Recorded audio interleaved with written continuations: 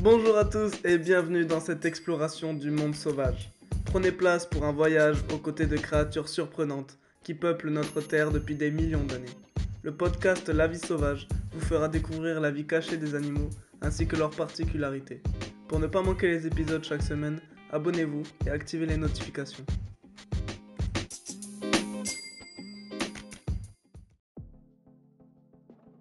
Bienvenue dans ce nouvel épisode dédié à un canidé exceptionnel.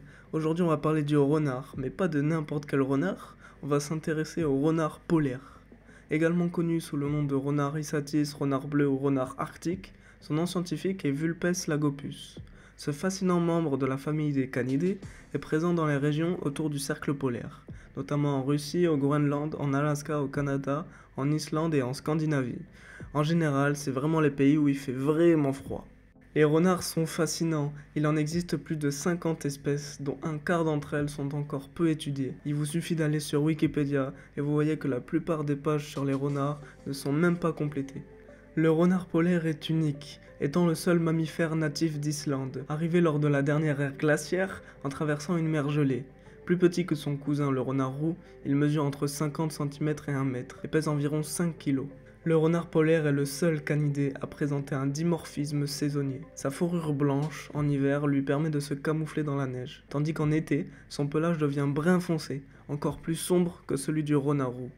Sa fourrure englobe tout son corps, jusqu'au dessous de ses pattes, ce qui lui permet de marcher dans la neige sans souci et sans avoir froid. Cette fourrure dense et ses adaptations corporelles, avec des oreilles plus petites et un museau plus court, sont des évolutions pour résister aux températures extrêmes, descendant jusqu'à moins 70 degrés. Là, je peux vous assurer qu'il se caille les miches. C'est une évolution physique souvent remarquée dans d'autres espèces vivant dans des milieux froids, comme le manule qu'on a vu lors de l'épisode précédent. Le renard polaire n'est cependant pas à confondre avec d'autres espèces de renards vivant en zone froide, comme celui vivant au Japon, qui a le pelage roux toute l'année malgré son habitat enneigé. Au même titre que les chats, la queue du renard polaire sert de contrepoids pour assurer une stabilité. Tout comme nous qui tendons les bras de chaque côté quand on marche sur une corde, c'est ce qui lui permet de maintenir un équilibre crucial, surtout dans un environnement enneigé et instable. Concernant son alimentation, il se nourrit principalement de lièvres, d'oiseaux, d'œufs ou de lemmings, qui sont des petits rongeurs qu'on peut voir notamment dans le dessin animé Grisi et les Lemmings. Rusé, lorsque l'hiver arrive et que les proies se font rares, il suit les ours polaires pour se nourrir des carcasses de phoques délaissées. Contrairement à d'autres espèces des milieux froids, le renard polaire n'hiberne pas.